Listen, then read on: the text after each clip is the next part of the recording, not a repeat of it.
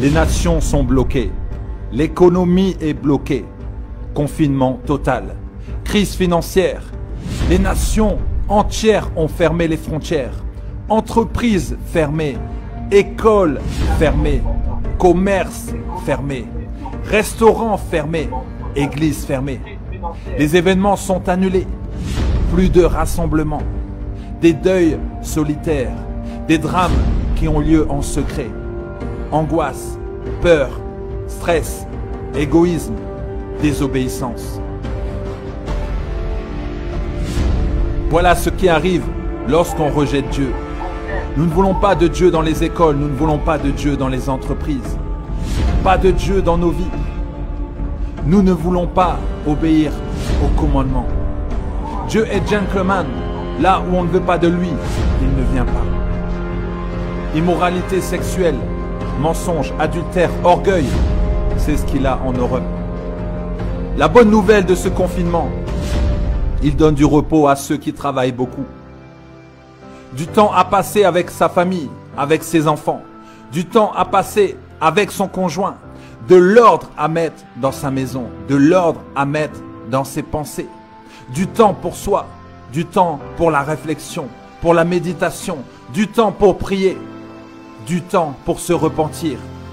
Du temps pour aimer son prochain. Du temps pour encourager. Du temps pour chercher Dieu. Il est là. Il t'attend. Jésus revient bientôt.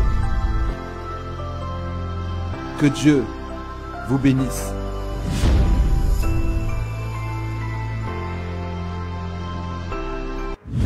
Pourquoi je souffre? Pourquoi je souffre? Une émission d'enseignement et de délivrance pour l'édification de l'Église Corps du Christ. Pourquoi je souffre? Une émission conçue par les guerriers de la parole de Dieu, les pasteurs Miko Bachika du centre missionnaire La Source des Vies. Pourquoi je souffre?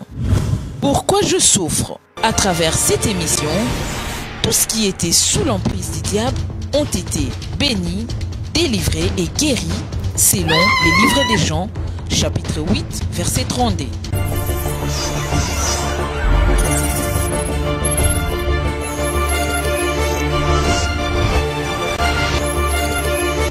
À présent, suivez l'émission. Les nations sont bloquées. L'économie est bloquée. Confinement total. Crise financière. Les nations entières ont fermé les frontières. Entreprises fermées. Écoles fermées. Commerces fermés. Restaurants fermés. Églises fermées. Les événements sont annulés. Plus de rassemblements. Des deuils solitaires. Des drames qui ont lieu en secret. Angoisse, peur, stress, égoïsme, désobéissance. Voilà ce qui arrive lorsqu'on rejette Dieu. Nous ne voulons pas de Dieu dans les écoles, nous ne voulons pas de Dieu dans les entreprises. Pas de Dieu dans nos vies. Nous ne voulons pas obéir aux commandements. Dieu est gentleman. Là où on ne veut pas de lui, il ne vient pas. Immoralité sexuelle, mensonge, adultère, orgueil, c'est ce qu'il a en horreur. La bonne nouvelle de ce confinement, il donne du repos à ceux qui travaillent beaucoup. Du temps à passer avec sa famille, avec ses enfants. Du temps à passer avec son conjoint. De l'ordre à mettre dans sa maison. De l'ordre à mettre dans ses pensées. Du temps pour soi. Du temps pour la réflexion, pour la méditation. Du temps pour prier. Du temps pour se repentir. Du temps pour aimer son prochain. Du temps pour encourager. Du temps pour chercher Dieu. Il est là. Il t'attend. Jésus revient bientôt. Que Dieu vous bénisse.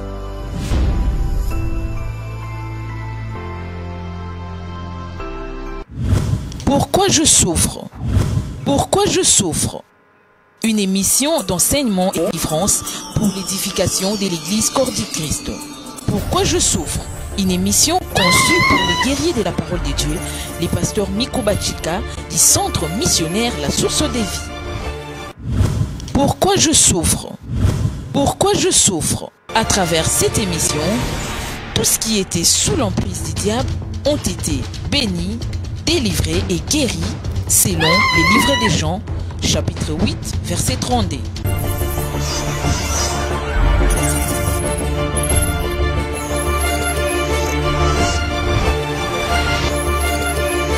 À présent, pourquoi je souffre? Pourquoi je souffre? Une émission d'enseignement et de délivrance pour l'édification de l'Église Corps du Christ. Pourquoi je souffre?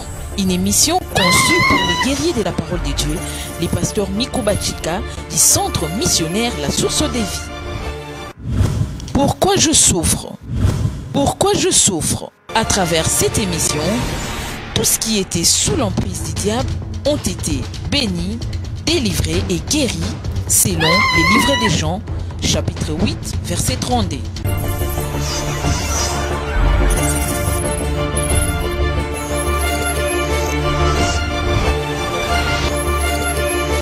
À présent, suivez l'émission.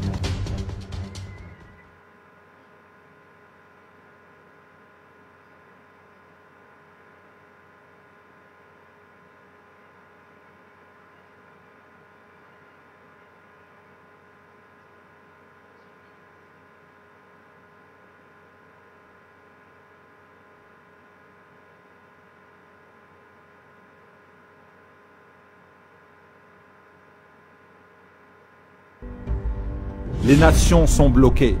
L'économie est bloquée. Confinement total.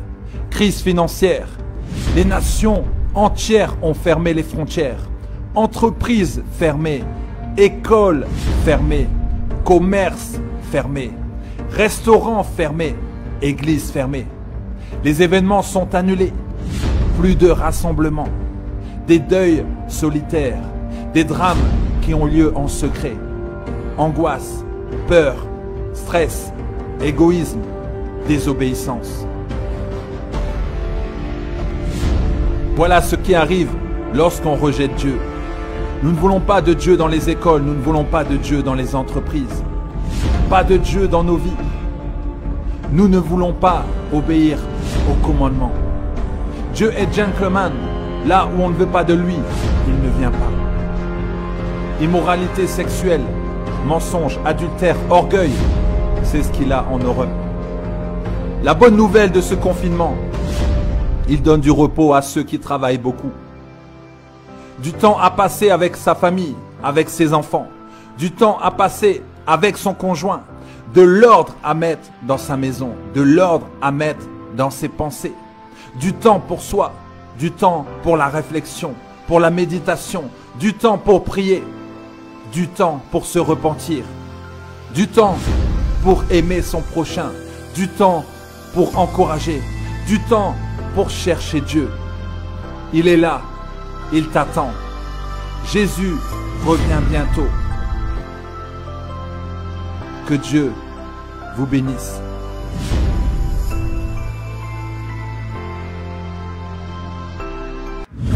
Pourquoi je souffre? Pourquoi je souffre? Une émission d'enseignement et de délivrance pour l'édification de l'Église Corps du Christ. Pourquoi je souffre? Une émission conçue pour les guerriers de la parole de Dieu, les pasteurs Miko Bachika du centre missionnaire La Source des Vies. Pourquoi je souffre? Pourquoi je souffre? À travers cette émission, tous qui étaient sous l'emprise du diable ont été bénis, délivrés et guéris selon les livres des Jean, chapitre 8, verset 32.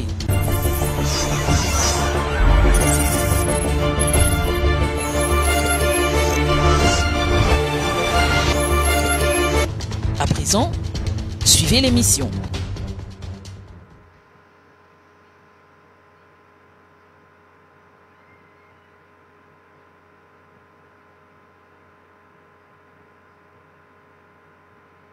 Shalom, shalom, shalom, shalom, peuple de Dieu, shalom, shalom, shalom. Voilà, Nabino, frère Nabino, Miko Bachika, les guerriers. Zongi lisusu, Nabino bien aimé, pour être Mikolo Teleki, Ezele, tolobi kaka bravo, bravo, bravo, bravo, bravo Jésus-Christ. Bravo, bravo, bravo Jésus-Christ. Vraiment, Nzambe oyo azosala biso makambo minene. Bien aimé, nini tokoki kopesa ye, nini tokoki kopesa Nzambe en retour par rapport ya makambo oyo ye Nzambe oyo azali bongo kosalela biso. Yango nalobi kaka bravo, bravo, bravo, bravo, bravo Jésus-Christ. Bravo mokonzi na biso, bravo Nzambe na nguya, bravo Nzambe na bikamwa, okumisama, onetolama, osanjolama, ozali solo Nzambe moko akokani na yo te. Bien aimé, nakosenga c'est vrai avant tout okota na oyo nyonso toyebi kolobela totombola nano Nzambe oyo bien aimé oyo azali solo mobateli mpe mopesi na pema. Bien aimé, soki ye te ata oza ndenge nini okoki kozwa eloko moko te. Yango nalingi tosenga topesa Nzambe wana matondi, tokumisa ye, tonetola ye mpona nyonso bien aimé oyo aza kosala kati na bana na ye na miniti oyo. Totomboli mingongo bien aimé, toke bongo kotombola Nzambe na biso. Nzambe topamboli yo, tonetoli yo, tokumisi yo, tolobi oza malamu mingi likolo, tolobi moko akokani na yo azali te, na likolo na mabele na se na mabele azali te. Tu es le seul et l'unique Dieu. Tu es le seul Dieu véritable. Tous ceux qui se disent de Dieu, un jour, ils finissent par mourir, ils finissent par tomber malades, ils finissent par chercher de l'aide venant de toi. Mais toi seul, Jésus, tu as vaincu la mort. Tu as vaincu la mort, Jésus. Tu es sorti du tombeau, Père. Qui est comme toi? Qui est semblable à toi? Qui est comparable à toi? Mon âme te bénit, mon âme te magnifie. Mon âme te lève encore, Jésus. Mon âme te dit que tu es Dieu. En dehors de toi, il n'y a pas de Dieu. Tu es le seul Dieu. Tous ceux qui se disent grands, un jour ils cherchent le secours au travers de toi. Oh Jésus, yonde Nzambe na solo. Yango na pamboli yo Nzambe. Na tomboli yo likolo na nyonso. Na tomboli yo likolo na coronavirus. Na tomboli yo likolo ya ba serpent ya ba famille. Na tomboli yo Nzambe likolo ya bandoki. Na tomboli yo likolo ya ba occultiste. Tu es Dieu, tu mérites ta place. Tu mérites ta place, Seigneur, tu es sans pareil. Reçois l'honneur, la gloire, la grandeur, la magnificence, tout est à toi, Jésus. Zambe, tokokanisa yo na nani, kaka yo nde ozali Nzambe. Yango wana olobi, libanda na yo Nzambe mosusu azali te. Olobi, bozala na Nzambe mosusu te, mpo oyo asalelaka biso makambo oyo osalaka. Moko akoki kosala yango te soki ezali yo te Nzambe. Yango na netoli yo papa, nakumisi mpe nasanjoli monene na yo. Nalobi bongo bravo, bravo, bravo, bravo, bravo Jésus-Christ. Bravo, bravo, bravo, bravo, bravo, bravo Jésus-Christ. Bien aimé bana na Nzambe, vraiment topambolaka Nzambe, tala mongongo efungwami lisusu. Bien aimé tozwi su capacité pe aptitude ya koloba lisusu nyonso ezali kaka ngolu na Nzambe. Bien aimé, thème na ngai ezali bongo la guerre contre les esprits. La guerre contre les esprits. Puisque jour wana nasalaki témoignage, il fallait continuer na mateya mais physiquement nakokaki te bien aimé, yango wana nasukaki bongo na nzela. Mais lelo tokolobela la guerre contre les esprits. Bien aimé, thème oyo ya la guerre contre les esprits tokolobela yango et puis sima tokobondela. Tokolobela d'abord c'est quoi la guerre, c'est quoi les esprits, et puis sima tokoyeba koya kobondela bien aimé pour que peuple de Dieu bazala toujours averti. Et la Bible dit, si on ne parle pas ainsi, les peuples ne verront pas l'aurore. Soki tokoloba boye te bien aimé, bana na Nzambe bakomona pole te. Yango esengeli toloba bien aimé, tofungola mingongo na biso, toyeba koloba, tomema révélation pour peuple de Dieu ayeba bongo comprendre makambo nini ezali koleka. Alors, tolobi thème na biso ezali la guerre contre les esprits. Ce n'est pas moi bien aimé, ce n'est pas votre frère Miko Bachika mutu abimisi thème oyo toyoki yango mpona biso bana France, toyoki yango na président de la République na biso oyo komona ezali Emmanuel Macron. Emmanuel Macron tomoni kaka jour moko aleki na télévision alobi que nous sommes en guerre. Emmanuel Macron alobi nous sommes en guerre. Bien aimé, soki mutu lokola Emmanuel Macron peut dire que nous sommes en guerre, ce n'est pas pour rien. Vous connaissez bien aimé Emmanuel Macron, qui est-il? Emmanuel Macron, c'est un jeune, trop jeune par rapport à moi, bien sûr. Il est trop jeune, bien aimé, il n'a même pas 50 ans. C'est un jeune qui est devenu président de la France comme ça, bien aimé, dans toute sa jeunesse. Et quand il est devenu président, qu'est-ce qui s'est-il passé, bien aimé? Premier acte, il est allé au musée du Louvre, bien aimé. Il est allé là-bas pour nous montrer sa paternance, qui est l'occultisme. Il nous a montré les pyramides, bien aimés. Or, nous tous, nous savons que les pyramides, spirituellement, bien aimés, incarnent la franc-maçonnerie. Donc, il n'a pas caché son identité. Il ne l'a pas caché, bien aimé. Il l'a publié directement après juste sa élection. Après son élection. Donc, bien aimé, quand on parle d'un occultiste, excusez-moi, je vais être un peu bilingue, j'essaierai de parler lingala français, les deux en même temps pour que tout le monde puisse se retrouver. Mais bien, puisque les choses que je suis en train de dire sont tellement capitales, je voudrais que tout le monde bien aimé puisse vraiment être au courant et averti sur ces choses. Alors, Emmanuel Macron, qu'est-ce qui s'est-il passé, mes bien-aimés? On voit un jour comme ça, ce jeune homme qui a régné dans toute sa gloire, dans toute son appartenance, bien aimé, un jour comme ça, il se lève et on nous annonce qu'il va prendre la parole. Il a des choses très importantes à dire. Le président Macron. Bien aimé, et Macron qui va passer, qui va nous dire que nous sommes en guerre. Bien aimé, nous sommes en guerre. Le président passe à 20 heures pour nous aviser, pour nous avertir que nous, la France, nous, l'Europe, nous sommes en guerre. Président à l'équipe bien-aimée, pour Ayebisa Bisso, que Bisso France, Bisso Europe, toza en guerre. Vous connaissez bien-aimé la place de la France ici en Europe. La France, bien-aimé, c'est un des pays leaders mondiaux. C'est un des pays qui conduit le monde, qui dirige le monde. Bien-aimé, ce qui est président à Koleka. Si le président va passer pour nous avertir que nous sommes en guerre. Bien-aimé, c'est une déclaration solennelle, c'est une déclaration capitale. Bien-aimé, ok, avec mettre Bissonion son amokili, le monde entier qui est toza en guerre. Toza en guerre. Mais bien-aimé, la guerre qu'il vient de déclarer, il n'a pas déterminé contre qui. Puisque normalement, quand on déclare la guerre, on doit déclarer l'ennemi. On doit déclarer l'ennemi. Comme déclarer que l'ennemi, nous sommes en guerre contre l'Irak, nous sommes en guerre contre la Syrie, nous sommes en guerre contre le terrorisme, nous sommes en guerre contre tel pays. Mais bien aimé, guerre, bien aimé, la Bible nous dit que si on ne parle pas ainsi, les peuples ne verront pas l'aurore. Yango zomona biso ba oyo, Zambé a permis peut-être que tu comme à un niveau de komaki. Bien aimé, tu as déjà to kendeki. Mais Dieu a permis que nous puissions revenir vers vous pour vous annoncer certaines choses, bien aimées. Tant où jusque-là, nous comprenons quitter. Nous sommes en guerre. Je vous assure, tant où Emmanuel Macron, nous sommes en guerre, moi j'avais déjà reçu des balles. Déjà, bien aimé, qui déjà m'a sassi. Déjà, la minute, on a nous déjà, ça qui bien été. Tant où nous sommes en guerre. Bien aimé, ma missile, il y a un ennemi, c'est toi qui bissou. Nous sommes en guerre.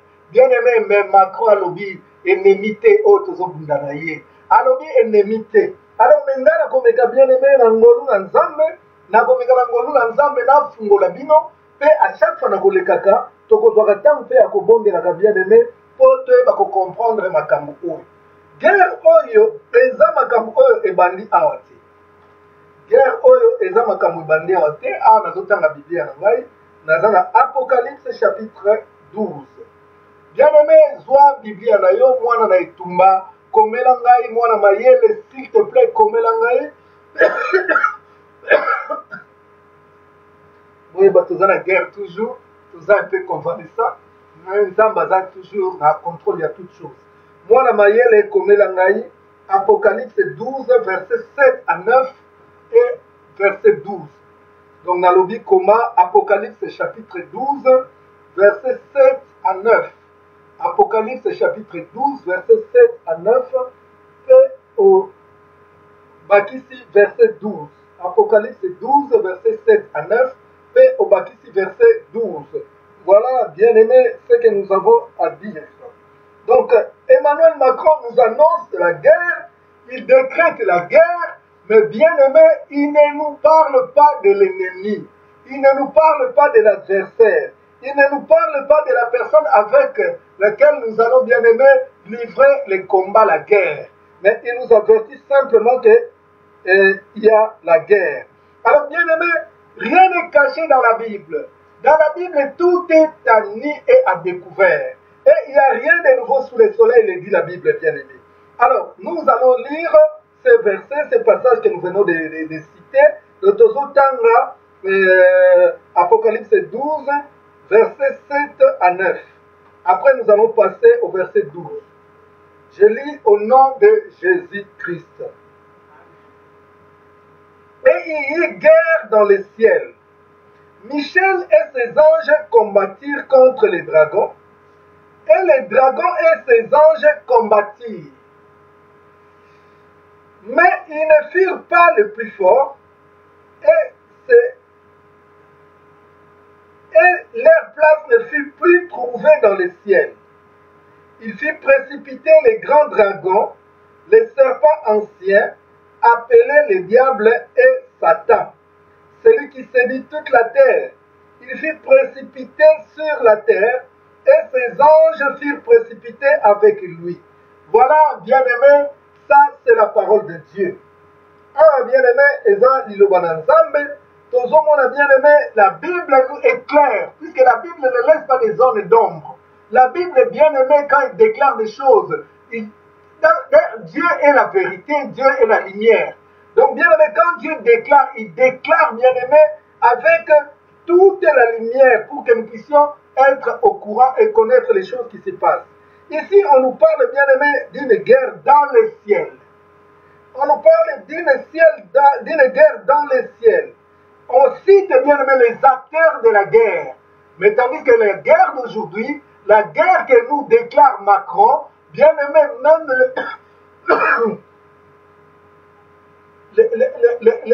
les protagonistes, bien-aimés, ne sont pas connus.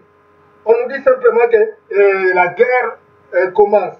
Mais ici, on nous dit, Michel et ses anges combattirent contre les dragons, et les dragons et ses anges combattirent. Donc, on nous montre deux camps. Il y a le camp de Michel, contre le camp du dragon et ses anges. Bien aimé, ça c'est la première partie, mais on nous dit ici qu'il ne fut plus le plus fort, et à leur place, il ne fut trouvé de place dans les ciels. Donc, Michael a vaincu les dragons. Mais nous allons savoir qui est ce dragon-là, bien-aimé. Dans le verset 9, on nous dit, et il fit précipiter les grands dragons. Donc, maintenant, on commence à nous décrire. On commence à nous décrire, bien aimé, les protagonistes de la guerre. Avant, on nous avait seulement dit qu'il y avait Michel et ses anges et contre les dragons. Mais maintenant, ici, dans le verset 9, Babandiko Tabi Sabiso. Dans le verset 9, on a dit qu'on éclairait, nous sommes madame bien-aimés. Balobi, il fit précipiter les grands dragons, les serpents anciens. Les grands dragons, les serpents anciens, appelés les diables et Satan, celui qui séduit toute la terre, il fut précipité sur la terre, et ses anges furent précipités avec lui. Donc, bien-aimé, ma principale ici, biso, guerre où ezalaki na likolo, la guerre qui était au ciel, bien-aimé, ça engageait deux camps. Il y avait le camp de Dieu, qui était conduit par l'ange Michel ou Michael. C'est lui, bien-aimé, qui conduisait la guerre dans le camp de Dieu. Et de l'autre côté, il y avait les dragons. Mais les dragons, ici, on nous les décrit très bien. On nous dit qu'il fit précipiter les grands dragons, virgule, les serpents anciens, virgule, appelés les diables et Satan.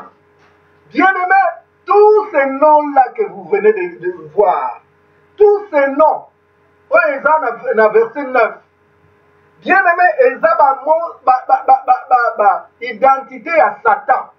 Eza identité à Satan, babengi le grand dragon, babengi le serpent ancien, babengi le diable, babengi Satan. Babengi Satan bien aimé. Balobi yenda azalaki koséduire mokili mobutu. Yende, c'est lui qui séduisait le monde. C'est lui qui a bien aimé détruit la paix qu'il y avait dans le ciel. Alors quand on l'a attrapé, Michael va poser la question à Dieu. Seigneur, j'ai attrapé l'ennemi. Qu'est-ce que dois-je faire avec lui? Bien aimé, la Bible nous dit, là nous allons dans le verset 12, où est-ce qu'il y a un entré, Tozo Kende, bien aimé, ils ont entré, dans le lion landamalam, puisque nous avons coronavirus, tu dois comprendre, bien-aimé, l'origine de ces choses. Là, je suis en train de parler de l'origine de ces choses, bien-aimé. Aujourd'hui, tout le monde, coronavirus, mais la Congo Bololo, mais la Boye, Sala Boye. Tous les jours, nous voyons, bien-aimé, des statuts nécrologiques sur Facebook. Mais vous devez comprendre, bien-aimé, l'origine de ces choses. Vous devez comprendre l'origine de ces choses. Alors, là, nous allons dans le verset 12, bien-aimé. Dans le verset 12, que se passe-t-il? Que se passe-t-il dans le verset 12? Dans le verset 12, on nous dit ceci. C'est pourquoi réjouissez-vous cieux, et vous qui habitez les cieux. Malheur à la terre et à la mer, car le diable est descendu vers vous, animé d'une grande colère, sachant qu'il a peu de temps. Bien-aimé, dans verset 12, dans Apocalypse chapitre 12, dans Apocalypse 12, 12. Si vous avez bien-aimé, c'est pourquoi réjouissez-vous cieux. Bino batu ya likolo bo sepela. Bino batu ya likolo bo pambolama. Bino batu ya likolo bo kumisa nzambe. Bino batu ya likolo bo zana esengo. Bien-aimé, depuis babwaka satana, aucune fois guerre ezonga lisusu na likolo. Yango komona même na prière à notre Père. Le Seigneur nous dira, quand vous priez, dites que ta volonté soit faite sur la terre comme au ciel. Puisque au ciel, bien aimé, il y a la volonté totale, parfaite de Dieu. Il y a la volonté totale. Donc, depuis Azoka Satan, Bazoba Kangai, bien aimé, Babouaka et Nase, Satan a zonga l'issue kolote. Yangona ton na lola, kinya evanda. Yangona lola, rébellion ezate, jalousie ezate, songi ezate, mabe ezate. Na lola, bien aimé, kuna makamu nyonso evanda kaka malamu. Makamu nyonso evanda na esengo bien aimé. Yamana balobi na biso balobi, réjouissez-vous cieux. Bato alola, ba ange bo sepela, ba 24 VR bo sepela, ba 4 êtres vivants bo sepela. Po ete bino kuna na likolo, Satana kozonga siko tia makolo te, po aya kobundisa bino. Mais malheur bien aimé, écoutez-moi très bien. Bien aimé, bon la nanga malamu nazo senga bino bien aimé, s'il vous plaît. Bo pesa nga boyoki na bino. Bien aimé, na yoki déjà mokei. Na sina kendeki, mais nzamba zo singa peut-être. Pour yoye makambo na zolo basiko bien aimé. Peut-être pour la révélation oyo. Batebele bazo bunsa coronavirus au nom de Jésus. Na bengani yo, mais si tu ne connais pas ce qu'est le coronavirus, si tu ne connais pas l'origine du coronavirus, bien aimé, tu vas combattre comme quelqu'un qui bat de l'air. Okobunda lokola mutu azo beta mpepe ma kofi na mpepe. Mais bien aimé, Paul a lobby que moi je ne combats pas comme un aveugle. Donc na yebaka ennemi na malamu. Ya on a lingi yo pour la nanga malamu bien aimé. Ozalaka lokola chakute. Ozalaka lokola chakute. Oh yoki kuna coronavirus na komona yes na zokindelo moto na komona yes. Combien de motos coronavirus à ça depuis bien aimé à se manifester qui. Mais jusque là il est encore là. Donc comprendre bien aimé olana makom malamu.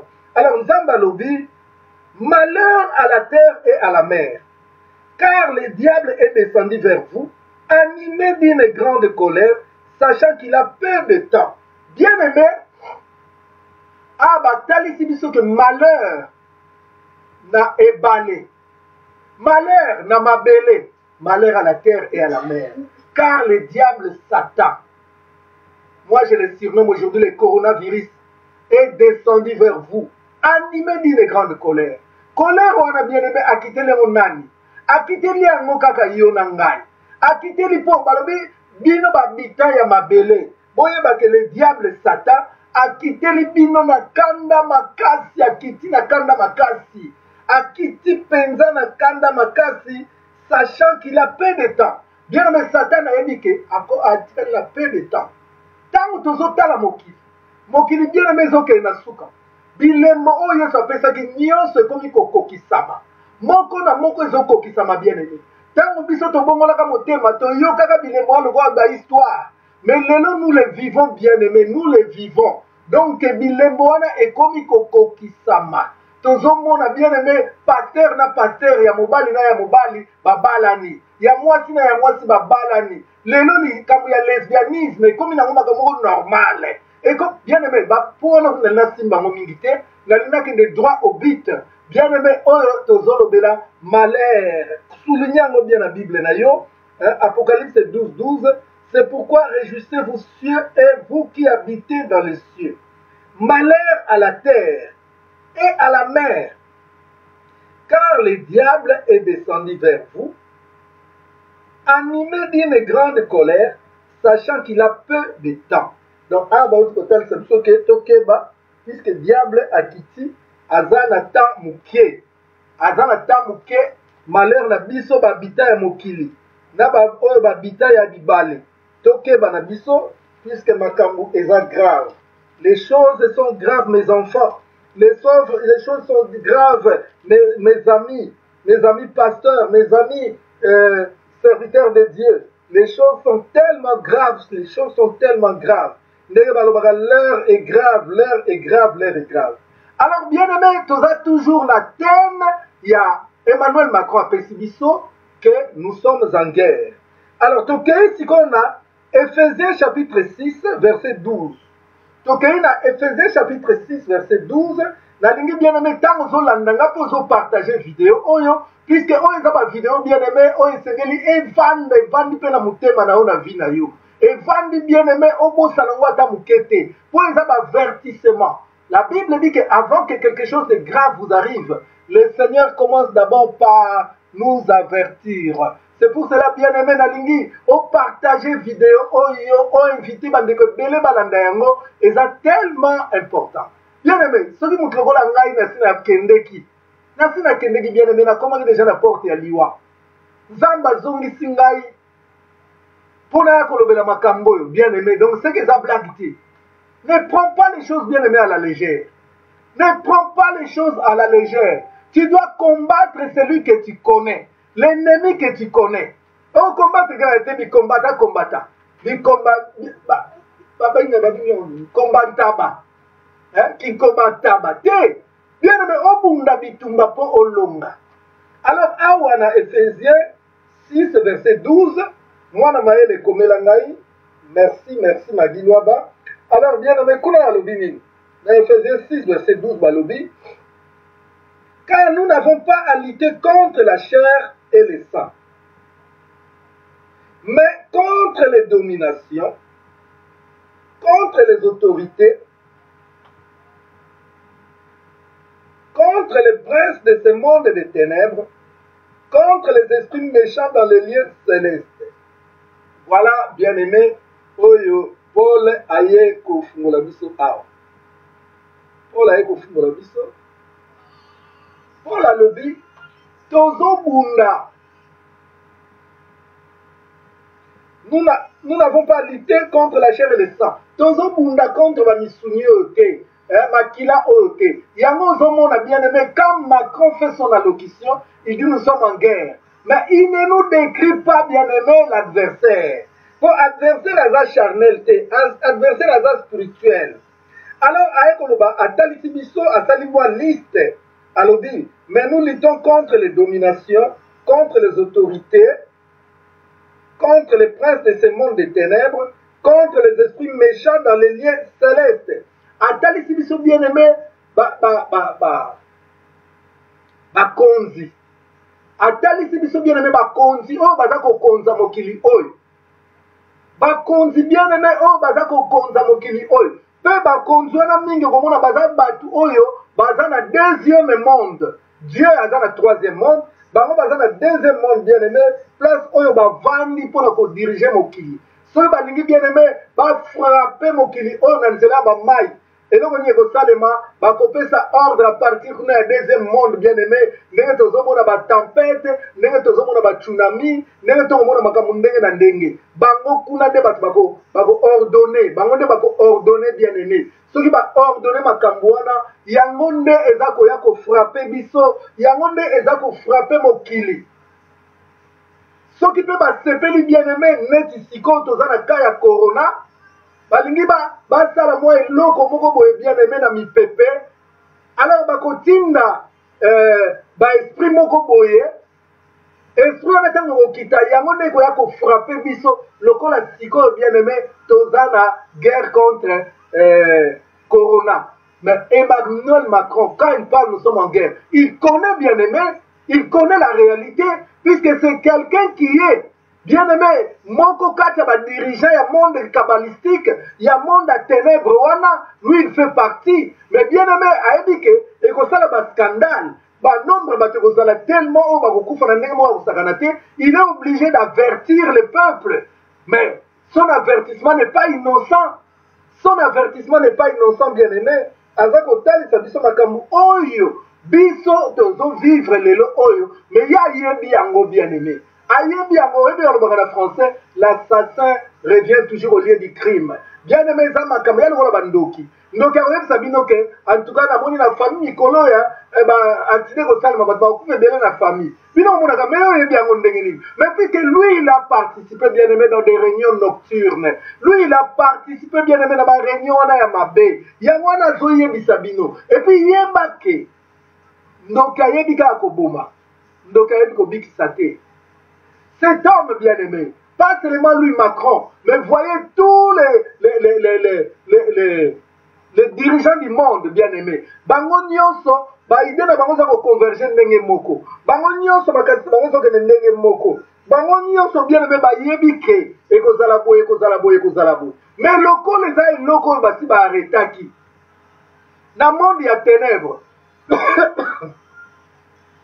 vous excusez-moi bien aimé boyebi que je suis convalescent donc j'ai encore des séquelles mais nzamba sali à sa sali quand il commence l'œuvre il la rend toujours parfait. Que Dieu soit glorifié, te le dis, bravo Jésus. Bien aimé, Ndoki ayebi makambo koya, po ye a participaka, na ba réunion esalemaka, ye azalaka déjà, na ba réunion babongisaka. Bon, siko ndenge zamboye, il faut ba milimo ekufa ebele, puisque le monde il fait kendebo et kendebo. Je pense que beaucoup d'entre vous, vous êtes au courant que je pense au mois de mai ici, sur les 14 mai peut-être, le pape va déclarer, pape a déclaré bien aimé aussi la déclaration grave sur nouvel ordre mondial. Donc, on est ça, bamakambo eza ko précéder, bien aimé pour préparer nouvel ordre mondial wana. Yango vous a bien aimé to comme déjà une étape moko très évoluée. To comme une étape moko très évoluée bien aimé. Awa monde ya ténèbres eza ko préparer makambo oyo koya mikolo ezoya. Na kopesa exemple bien aimé bazotalisa biso na 666 balobi ke mutu oyo akozana caché te akovoyage te akokosomba te akokosala eloko moko te akokoteka te bien aimé bayebisi biso yango en apocalypse balobi oyo akozana caché te ya 666 awa na loboko to na front yako voyager te yako yiko somba te yako yiko teka te yako yiko sa eloko moko mais bien mais est-ce que vous ne voyez pas que tokoti vraiment la phase exécutoire il y a plan diabolique satanique wana tokoti penza bien aimé na kati ya plan wana yamona Macron comme un grand dirigeant bien aimé oya yebi makambo wana comme un émancipé comme bien aimé quelqu'un qui connaît ces choses. Bien aimé Yangwana a bien dit clairement que tu continues déjà la guerre, tu as déjà la guerre, Olinga, tu as déjà la guerre, Ozalanani, tu as la guerre. Ma boy kotang la bise ennemi. Ennemi bien aimé Ezali, nouvel ordre mondial, vous allez décréter, proclamer dans les jours à venir ici. oyo balobi ke oza na caché te na front na yo oza nango te oza na marque de la bête te okoki kosomba te okoki kolia te mais est ce que vous ne voyez pas bien aimé bozomona te ke makambo yango tokomi kovivre yango tala malamu bien aimé fungwama mama fungwama papa tala malamu lelo oyo soki oza na papier te okokotambola te mais et pourtant nous sommes dans un pays de liberté toza na mboka ya démocratie moto akosala na vie na ye ndenge alingi tokoti na phase ya confinement donc bien aimé déjà babandi koconfine biso oyo ekoki kopréparer biso tozwa bamarque de la bête bien aimé lelo même mpo kota magasin ekomi mulongo mulai est ce que nous ne comprenons pas la Bible dit baza na misu kasi bazomona te baza na misu bazomona te baza na misu na bango ezala kokufa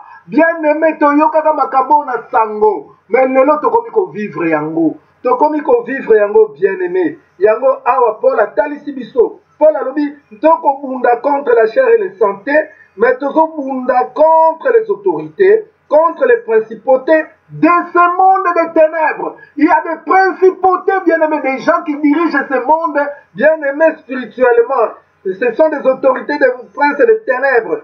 Nous combattons contre les esprits méchants dans les lieux célestes. Babatami bien aimé, tozo bundaka na bango. Batu bien aimé, bazo bundisaka biso butu, matin, midi et soir. Voilà mes bien aimés. On a vu kotalisa bino nanu avant tout kota kata makambu oyo. Coronavirus. Bien aimé yokangai. On verra deux grands prophètes. Nakati ya monde oyo. Bien aimé, deux grands prophètes wana, se confirma qui? Le premier prophète que je suis en train de parler, c'était Jean-Baptiste. Et le deuxième prophète, c'était Jésus-Christ lui-même. Bien aimé, landanga malam. Naba prophète o mibale. Au moment na prophète ya liboso Jean-Baptiste. Au moment na prophète ya liboso Jean-Baptiste, bien aimé.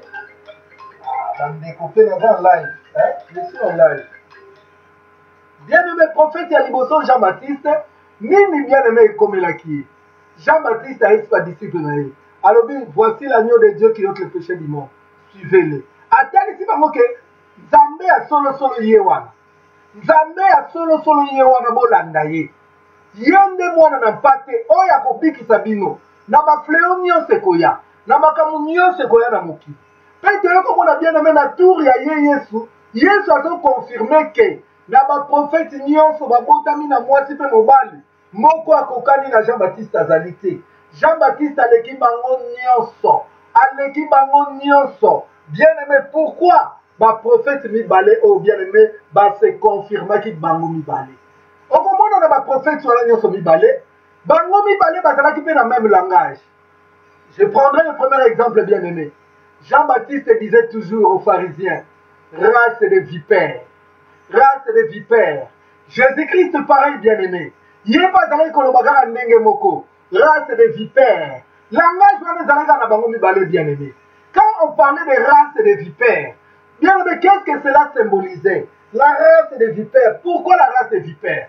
Vipère bien aimé, azalaki nyoka. Vipère azalaka nyoka. Donc tant qu'on dit race de vipères, cela veut dire boza belé, mais bino boza lolenge moko oya banyoka wana. Bien aimé banyoka wana na kanisi to nazonga na bino na Ephésiens 12, Apocalypse 12.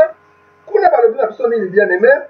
Il fit précipiter, Ephésiens 12 verset 9, il fit précipiter les grands dragons, les serpents anciens, appelés les diables et Satan. Celui qui séduit toute la terre. Bien aimé, bazotali sabiso déjà les serpents. Vipère azali nyoka. Yango koyoka bien aimé, tangu nyoso na monoko Jean-Baptiste. Ba vipère, ba nyoka lolenge boy, race de vipère. Donc ba vipère bazali belé. Yesu pas y na même langage. Race de vipère. Bien mais qu'est-ce que cela voulait dire? Donc on a Jean-Baptiste, na Yesu Masia, ba ne batali sabiso bien aimé, ke ba nyoka bazalo lenge ebele. boa baza lolenge ebele, ba piton baza lolenge ebele, ba vipère baza lolenge ebele.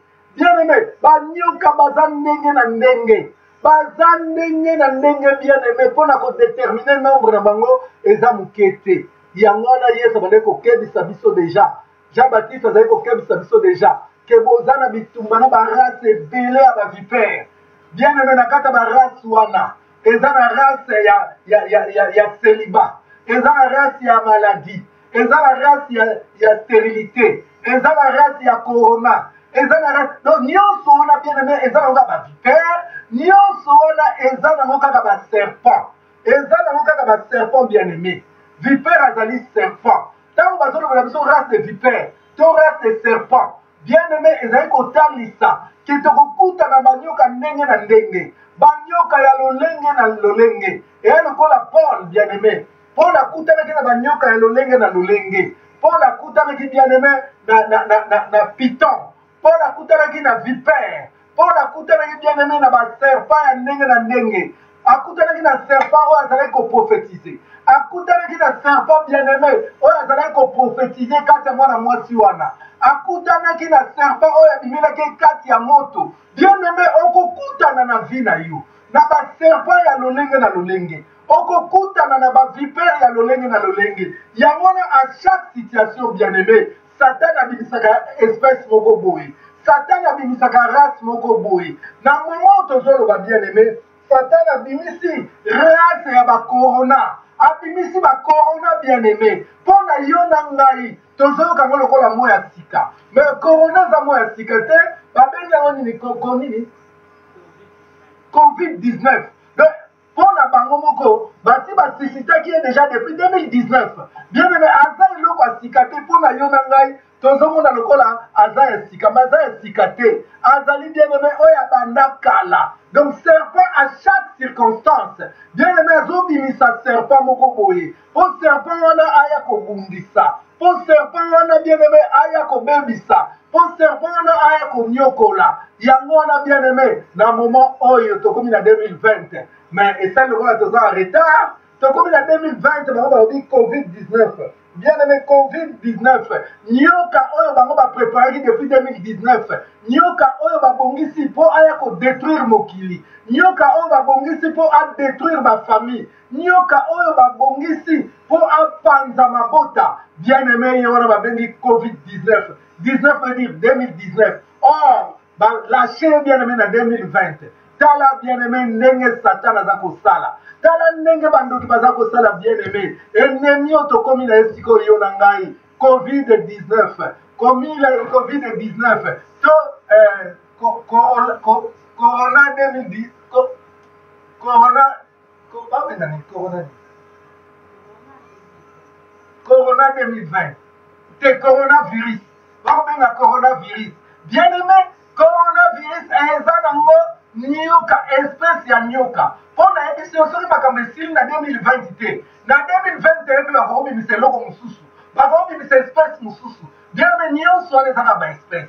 Yango na Nzambe tangu Satan akwei na se, Nzambe avertir église, ayebisi église, alobi yo église napesi yo mosala, mosala na oyeba obanda koniata nyoka, obanda koniata nyoka tangu nyonso, obanda koniata nyoka na talo na yo onyataka mutu na ye, onyataka mutu ya nyoka, pe nyoka yo mpe na tour na yo obanda komordre talon, obanda komordre talon, talon ya épouse, talon ya église, obanda komordre bango. Bien aimé, c'était ça. Il y a vraiment la guerre oyo tozo vivre. C'est une guerre qui a commencé, bien aimé, depuis longtemps. Et cette guerre oyo banda ki banda kaka na ebandeli. Banda na ebandeli, bien aimé, mutu akoma bile ya nyoka. Nyoka lukaka mutu epai mutu azali. Ato bata miwapi. Bien aimé, okomona nyoka moga ya kobimela yo. Espèce ya nyoka moga ya kobimela yo. Akobimela yo, bien aimé,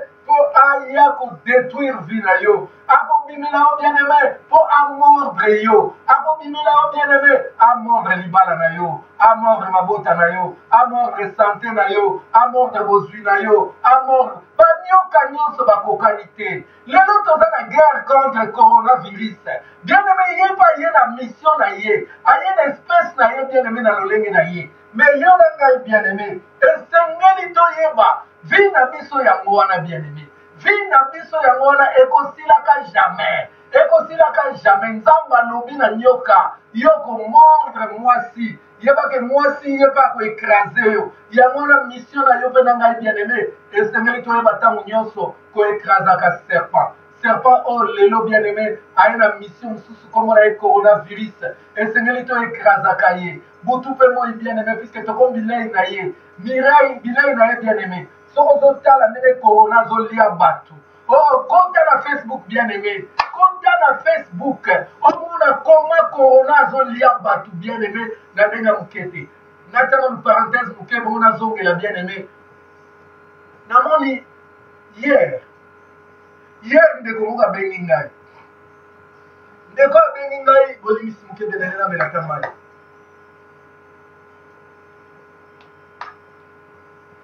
Ndeko abengi ngai alobi na ngai papa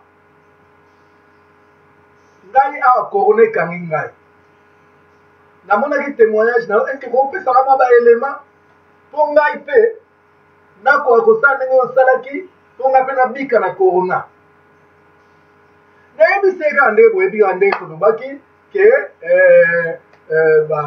Doliprane batempérature na baprécaution avec na biso ba 1 mètre bamasque bamakambo kilikili tout ça là mais biloko wana nyonso ezobikisa nango te mpo eloko babaki na biso balobaki na ngai Doliprane ce n'était pas pour me faire soigner mais Doliprane ezalaki juste bien aimé mpo na koyebaka température mpo na kobesaka température kisi moko te bazalaki nango ya kopesa ngai oyo ekoki kobikisa ngai. C'était une jeune fille médecin. Je pense qu'elle doit avoir la trentaine. Mais si tu pries, en tout cas va prier, puisque jusque-là il n'y a rien. Si tu pries, va prier. Il y a ébalité dans la vie pasteur. Bien aimé, ndeko lobi tama tuni ngai, abi papa, nana kosala ndenge nini, puisque ana koyoka corona ngo penza donc ça ne va pas. Nayebise makambo nyonso mais na suka na ye kotalisa ye ngalobi en tout cas naza na ndeko mosusu bien me bolanda témoignage o bien nazopesa bino bolanda témoignage o malamu nazopesa bino naza na ndeko mosusu ayebisaki ngai paster soki oyoki atake yo makasi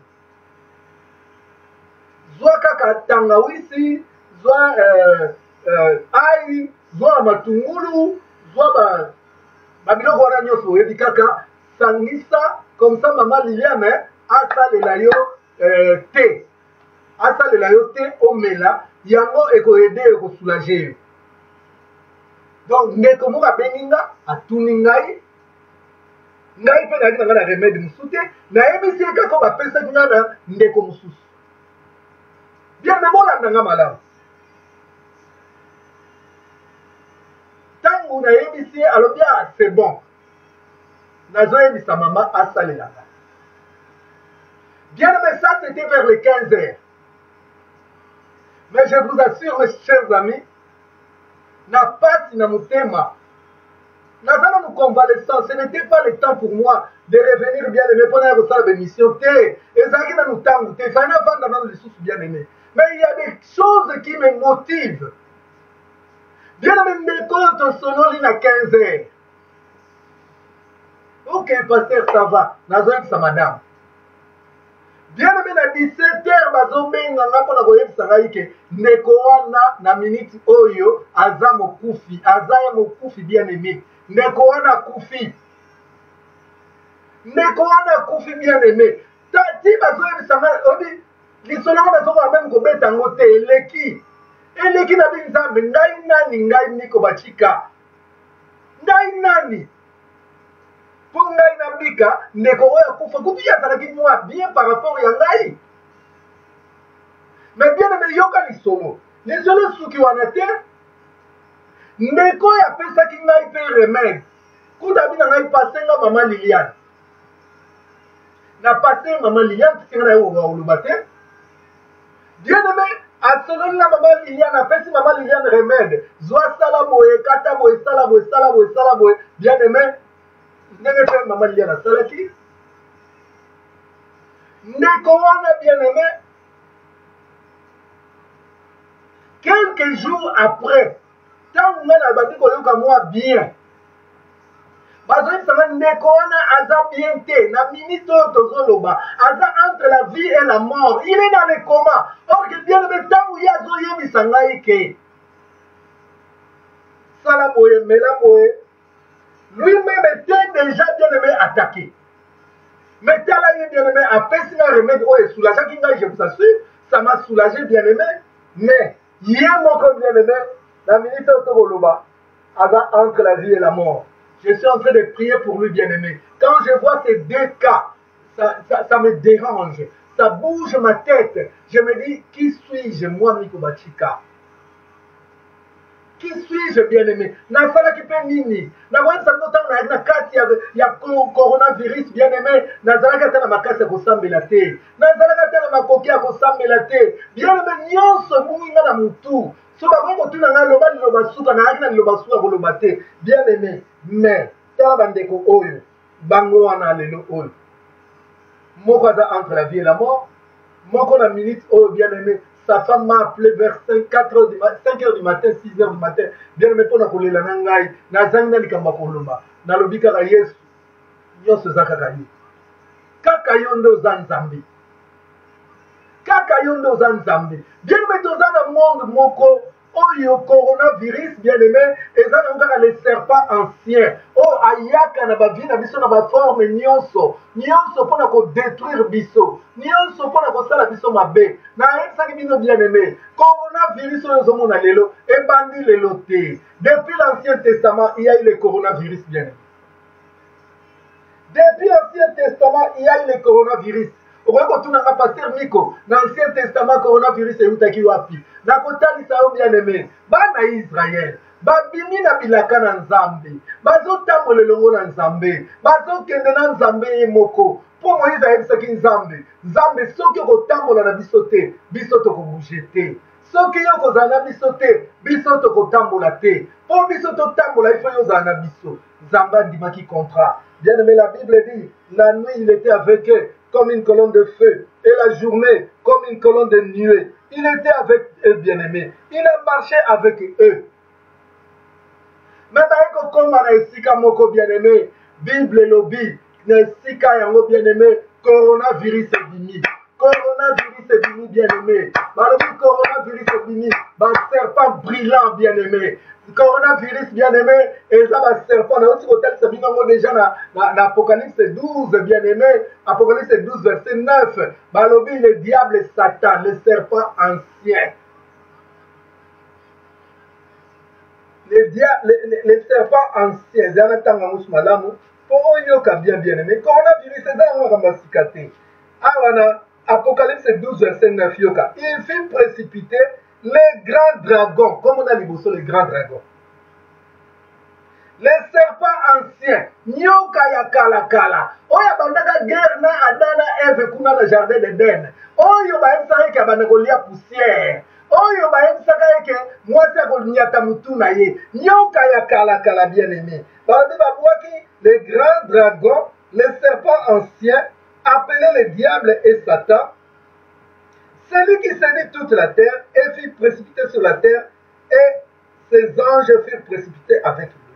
Donc, bien aimé, on comprend que coronavirus, on a bimé la cabane Israël dans le désert. Tant bazo que les destinations Cana, tant bazo tambo la destination Cana, bien aimé, balobi que banyo kamoko babimaki, Bible bengi bango ba serpent brillant. Ngana bengi bango le serpent ancien, na bengi bango sur le coronavirus. Bien aimé ba bimeli bango na nzela o bango bazo kende bien aimé musu pona kobala, musu bazo kende pona kobota, musu bazo kende pona kopambolama, Mais bien aimé, dans le but que nyoka wana abimeli bango na nzela. Tant abimeli bango na nzela bien aimé, nini komela ki bango. Bien aimé, soki kaka suyo tia otali okufi. Na ndingina yemsa mwana na etumba moko. Na ndingina yemsa mwana na nzambe moko. Na minute otango suto kosolola boye bien aimé. Basi baswaki yo déjà. Coronavirus asa kotaki na ndako na yo. Asa kotaki na vie na yo. Coronavirus déjà ça swaki yo. Asa swaki yo mama, swaki yo papa. Na minute oyo zoyeba te. Yo zomona kaka bato bazokufa. Nzokande corona déjà ça swaki yo. Corona ça liaki yo bien aimé. Asa swaki li corona Bible lobi. Zamba pesi bango ordre. Alobi soki corona suyo. Kota la pota ya corona te. Kota la corona te. Tombola mutuna yo. Zamba tomboli le serpent des reins. A tomboli le serpent des reins. Alobi yo tala kaka serpent des reins. Serpent des reins c'est l'image de Jésus-Christ. Yango toyebisaki bino bien aimé. Zamba lingi toza lokola ba nyoka. Pardon. Zamba lingi toza lokola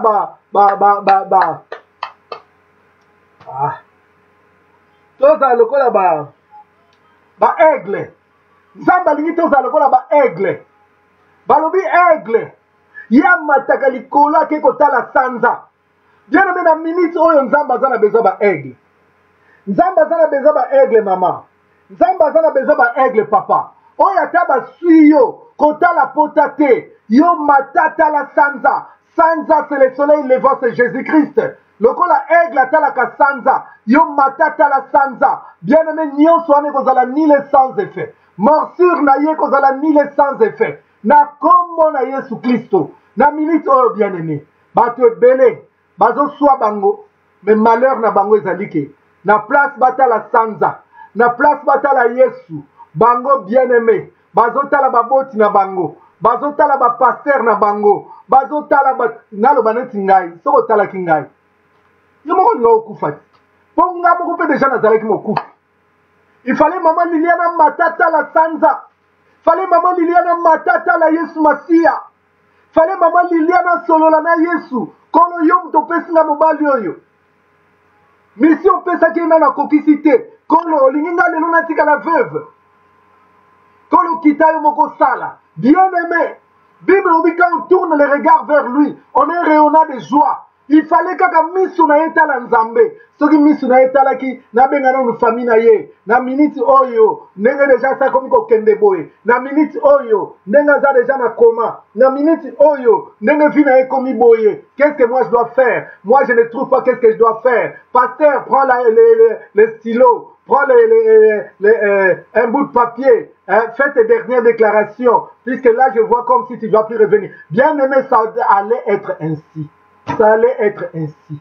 Na minute oyo, nous avons beaucoup de bien-aimés qui sont dans les comas. Nous avons beaucoup de bien-aimés qui sont malades. D'autres sont confinés chez eux. Bien-aimés, je vous garantis, tournez les regards vers Jésus-Christ.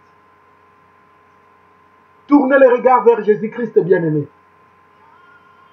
Bible ezoloba na désert ce côté le nombre bato bazali kokwea kokufa bien-aimé ezalaki scandale. Il y avait tellement de monde bien-aimé qui mourait dans le désert puisqu'ils étaient mordus, puisqu'ils étaient confrontés à une espèce de serpent qu'ils n'ont jamais connu. Bien-aimé, bayebaka espèce ya nyoka oyo te, espèce ya nyoka oyo bamona na bango ba nyoka. Bamona banyoka, vina bango pe bien-aimé, ezalaka tourner vers banyoka. Moïse ayebaka nyoka, Pharaon ayebaka nyoka, mais nyoka bakutana dans le désert. Même yemo Moïse atikala koyeba moté. Moïse atikala koyeba nyoka wana bakutana dans le désert te. Bien-aimé, okutana na bakindoki, te okutana ba maladie. C'est pour ça que nous sommes en train de le dire. En tout cas, on a vu des choses, on a vu des épidémies, on a vu des maladies, mais pas de telle catégorie. Bien aimé, c'est vrai. Il y a beaucoup d'espèces de serpents. Il y a beaucoup d'espèces de serpents bien-aimés. Na minute oyo, diable pas aucun bien-aimé vers souka na ye. Yangwana zo binisa ba cartouche ya souka. azobimisa bakartouche ya suka, bakartouche bien aimé oyo elingi kaka esukisa yo na ngai. Maman, papa, vous savez, j'ai très mal dans mon cœur quand je vois certaines choses. Est-ce que vous savez même que la délivrance peut devenir, bien aimé, une distraction totale?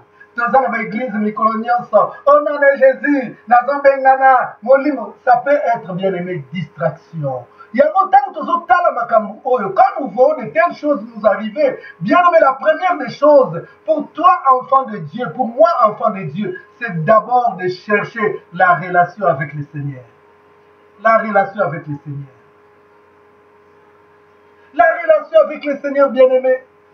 Et pas une coma qui bien-aimé. Dans les gars, il y a télé, il y a le bateau, il y a un problème, il y a un bon bien-aimé, il y a un sikon, il y a un zaboyi. Bien-aimé, peut-être tourne un peu, il y a bandako bongisa, bandako bongisa. Bandako bongisa, na batu oyo kanakana bangote. Bandako bongisa, c'est pour ça moi je dis bien aimé, les conversions d'aujourd'hui sont différentes des conversions de notre époque. Bah oya lelo bien aimé, ozoyo ka mutazo yema banze mozo comprendre ite. Mais oya biso, ozoyo ka bongo la motema na yo, Yesu akota kuna, azali koya, mwana nzambe. Azaliko ya makolo ezana nzela. Bien-aimé, yoka oya biso banzemu. Mais oya lelo bien-aimé, mutazo luka, lelo mutazo luka. Yesu bien-aimé akoye koya. Komone koyipe kozwa yo po kei bien-aimé. Mais banzemu nini na munoko na yo? Banzemu nini na munoko na yo bien-aimé? Banzemu nini na munoko na yo? Banzemu eliane. Nzembo ni ana baye mamunde na mosali. Mama. Nzembo ni ana baye mamunde. Bien aimé, nzembo ni yozoyi. Bongisa na nzambe. Oyebite bien aimé. Dieu, le Seigneur peut venir du jour au lendemain. Le mariage même peut devenir une distraction pour toi. Le mariage, bien aimé, même la délivrance, ça peut devenir une distraction pour toi. Bien aimé. La Bible dit cherchez l'Éternel pendant qu'il se trouve. Cherchez l'Éternel pendant qu'il se trouve, bien-aimé. Puisque les signes sont là, je vous ai parlé du nouvel ordre mondial. Je pense vers le mois de 5e mois, le pape va faire une déclaration sur le nouvel ordre mondial, bien-aimé. Et les signes qui prouvent que Jésus revient bientôt, bien-aimés, sont là. La marque de la bête que personne ne puisse acheter sans avoir la marque sur son front. Mais bien aimé, aujourd'hui, tout est en place. Nous voyons, pour te déplacer, rien que dans ton quartier, tu dois avoir, bien aimé, une note, une autorisation. Et pourtant, nous sommes dans un pays, bien aimé, dit démocratique. Est-ce que vous ne comprenez pas? Nous devons savoir lire le temps, bien aimé. Nous devons savoir lire le temps. La délivrance, c'est bien. Mais la délivrance peut devenir une distraction pour toi. Bien aimé, moi j'ai toujours prêché la délivrance. Dans la terre, la délivrance, délivrance. Mais couronner, c'est la pratique de la délivrance. Même bien aimé, la temps, au nom de Jésus, au nom de Satan, a envoyé déjà à Dieu la corona, n'a fait OK. Bien aimé, là, il y a aux 8 bongisa, bien aimé, Nzela na yo. Yesu azoya. Est-ce que osa prêt? Yesu azoya. Est-ce que osa prêt? Dans les temps, ma texte, moko est choqué ngai. Nombre chapitre 31, verset 48 à 49. Nombre chapitre 31, verset 48 à 49. Mwana na itumba moka komela ngai.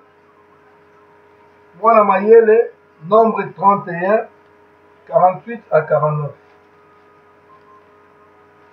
Nombre 31, 48 à 49. Mwana na itumba mwana mayele komela ngai.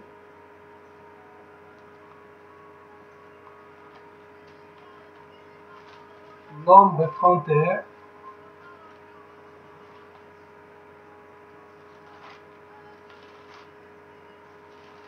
Tozo sambela bien aimé, tozo kende pesi na moto doit tant tout sambela. Nombre 31, versets 48 à 49. Je lis au nom de Jésus-Christ. Les commandants des milliers de l'armée, les chefs des milliers et les chefs de centaines s'approchèrent de Moïse et lui dirent: tes serviteurs ont fait les comptes des soldats qui étaient sous nos ordres, et il ne manque pas un homme d'entre nous. Voilà, bien-aimé, verset Kitoko.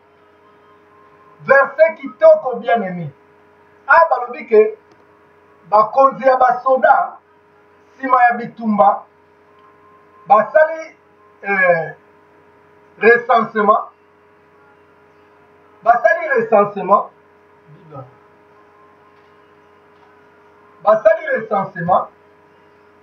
na kati ya recensement basali batrouve ke baperdaki mutu moko te.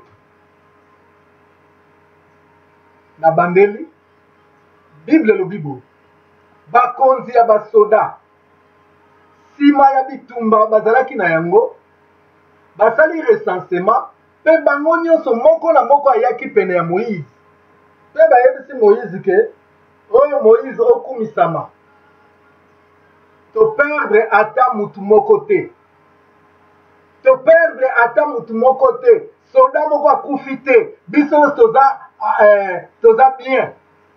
Bien-aimé, namoni bato bapartage baverset oyo batindeli ngai yango, nalaki scandalisé. Je vous assure, nalaki scandalisé. Ke tobundi bitumba, ke mutu moko akufi te, toperdre soda moko te, mwana etumba moko akufi te, biso toza sain et sauf. Mais bien-aimé, pourquoi toza confondre ma contexte oyo toza nango? Pourquoi toza confondre ma contexte? Est-ce que le contexte de la coronavirus, toi tu peux citer ces versets-là, et dans le sens, mon côté bien-aimé, pour d'abord, ce qui est le contexte de la coronavirus, ce qui est le bien-aimé, c'est juste la grâce de Dieu. Mutu moko te azotelema lelo na makasi na nga nazokwisa coronavirus, na makasi na nga coronavirus okota libota na nga te, azali te bien-aimé, c'est juste la grâce de Dieu. C'est juste la grâce de Dieu. Yo nanyo beta tolo ke biso tobongisi mutu moko te, bien-aimé, tozomona bapoliticien kokweya, tozomona bapaster lokola nga deja nakweyaki deja kaka ngolu na nzambe nde atelemisi ngai. Lelo, combien des hommes de Dieu, combien des hommes de Dieu batambolaka mpe na kobanga nzambe, bien-aimé, na minute oyo baza entre la vie et la mort. Po yo beta tolo ke toperdre mon côté. Mais bien-aimé, Bible peut lobby que vaut mieux la fin d'une chose que son commencement. Bateau bazo kouya chaque jour. Est-ce que yon l'équipe bango? Bateau bien-aimé vit na bango zo beba mikolo. Est-ce que yon l'équipe bango? Na autre bête no li solo awa. Na solo li na mutu bien-aimé. 2 heures du temps après ba esinga kufa. Na zo bête la to li solo mutu ala kisingai. Qui pour le coronavirus, pour on a bien mais là, c'est aussi un grand homme de Dieu, un vrai guerrier bien-aimé, un vrai guerrier. Mais la minute où il entre la vie et la mort. La minute où bien-aimé, entre la vie et la mort. Quelle doit être notre attitude, nous les enfants de Dieu? Bien-aimé, attitude na biso, na minute oyo, bien-aimé, ezaka kotiama bolongo na se, kolela ngolu na nzambe. Kolela ngolu na nzambe bien-aimé, nzamba sala biso grâce. Ton rappelé nzambe, Lazare akufaka, metangu babelelaka, bandeko Lazare bayaki, bayebisaki Yesu soki ozalaka, ne Lazare akufaki te. Yesu abi ngai nde lisekwa. Ba o nyonso bien-aimé ozape na liwa, nzamba telema, nzamba zongisa milimo na bango, nzamba zongisa bango na bomoi bien-aimé. Ezate tobeta tolo, kenga na famille nanga, mutakokufa te, na coronavirus, yo nani bien-aimé, yo nani. Libota no libota nini, liboto etonda kindoki, yango zobete la tolo bien-aimé, c'est juste la grâce de Dieu. Likambo ya coronavirus, etali likamute ke ya sambelaka te ye chrétien ou pagan te bien aimé oyo eza moment oyo na ngai na yo biso nyonso bien aimé eza moment oyo tozonga kolela mawa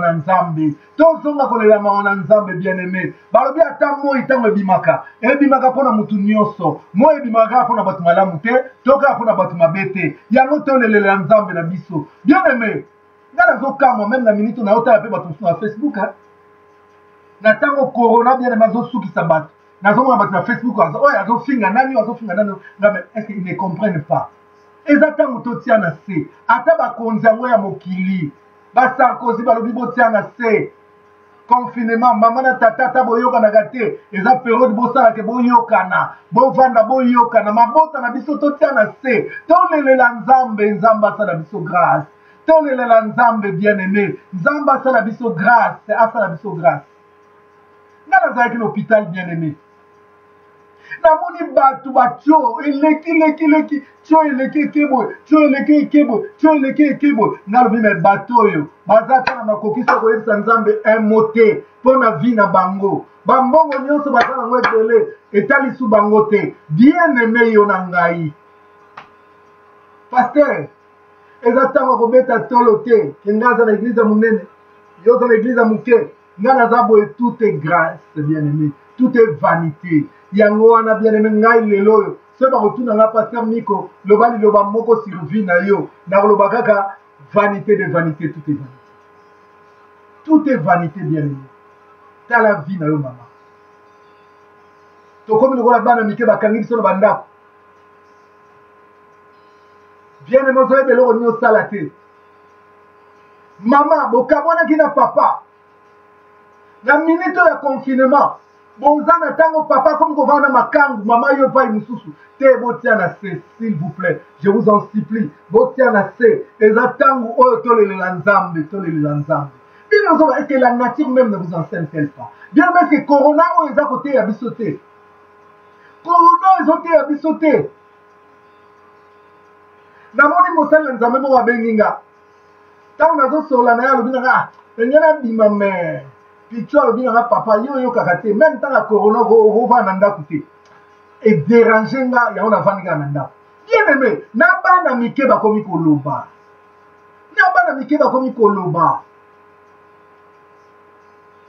Satan abimisi espèce moko ya nyoka wana komona ye coronavirus yango moni nzambe koyebisa biso nzambe azoloba ke tout lieu que foulera la plante de tes pieds je te le donne landanga malamu bien tout lieu que foulera la plante de tes pieds je te le donne nzambe moto alobi yango mais ntango azoloba yango alobi tout pouvoir m'a été donné dans le ciel sur la terre sous la terre nguya yango napesi pourquoi apesi nguya wana puisque ayebi ke mboka nyonso yo kotia makolo apesi yo mais mboka wana eza territoire occupé okoki kozwa ngo kaka yo moko boye te okoti olobi nzambe apienga na zwi bien aimé keba tosepeli 2020 bien aimé kaka premier trimestre ya 2020 ka corona telemi bato nyonso babosani baprogramme bato nyonso babosani bilaka nzambe apesaki nzambe ayebisaki yo nini obosani même ke nzambe alobaki ane ya confirmation obosani pourquoi parce que nzambe ayebi epai oyo azopesa yo nyoka aza kuna corona aza kuna pour vaincre il faut vaincre nanu corona wana soki ovaincre corona te jamais okoki koposede mboka wana mboka nyonso nzambe apesa moto ezala territoire occupé ayebisi adam ayebisi abraham abi abraham tala kana yango wana apesi yo bible elobi ke abraham atala boye atali bien amwana kati kuna bakanda na ye bazalaki bajebusien bazalaki baferisien bazalaki me nzambe ayebaki teke mboko na kopesa bango eza na bato wana oyo bakoderange bango bakomene bango vidi bien aimé nzambe yo kosepelaki nazwi libala eza bien me libala wana yo sepeli ozwi me bien aimé loko ozobosana ke eza mpe na banyoka fo olonga libala wana ifo olonga banyoka wana soki olongi banyoka wana te oza libala wana te okozwa libala wana te. Nalingi mama papa to mibongisa tozwa mwa ntango kobondela. Tobondela ta moke bien-aimé. Po nzambe na biso asala biso ngolu. Nzambe asala biso ngolu. Bien-aimé oyo mikolo nyonso mama li azongelaka. Kolala kolamuka epesameli mutu nyonso te. Bien-aimé tozoyeba lisusu te. Bokolala na ntongo bolamuki. Oh un tel akufi. Oh un tel akufi. Oh un tel akufi. Nazokoka même kotanga liste ya bato bakufi te. Nazokoka kotanga sous liste ya bato bakufi te bien-aimé. Namoni petite sœur na ngai Marie-Jeanne Mandwakila. Mwasi ya Marc. Mobile na kufi lobby pe après-midi. Comme une blague, comme ça, bien-aimé. Comme une blague. Maka ke kaka boye. L'après-midi à Léon, la papi kanza kata kabiso suki mikolo nyonso, yewana kei. Bien-aimé, donc, tozo comprendre les sous-soutés. Ozo yebate, nani yango tour et comme tour à nani. Yaona lobby, bilobi, vaut mieux la fin d'une chose. Ne remettre à tolo namute. Anga tout va bien, anga tout va bien. Yo tout va bien, oyebi butu na yo. Oyebi lobi na yo. Lela kaka ngolu na nzambe. Lela kaka ngolu na nzambe, nzambe salanga grâce. Nzambe saela ngai ngolu. Saela libota na ngolu nzambe. Corona oyo nzambe esala biso loko moko te. Nzambe bat bien aimé na famille moko 5 personnes bazana corona. Bana mikete mikolo. Nazotanga bana na bango te ba mama na ba papa 5. Pe bango na kati na bango 5 moko atake. Moko ake makamna solo ba bien aimé Dieu me voit, Dieu me témoin. Ça n'arrive pas qu'aux autres. Et comme la gaba msusute, et c'est nga miko batika, les guerriers mobundi molongi, na wai ko croire que ngai penza corona wai ko terasenga.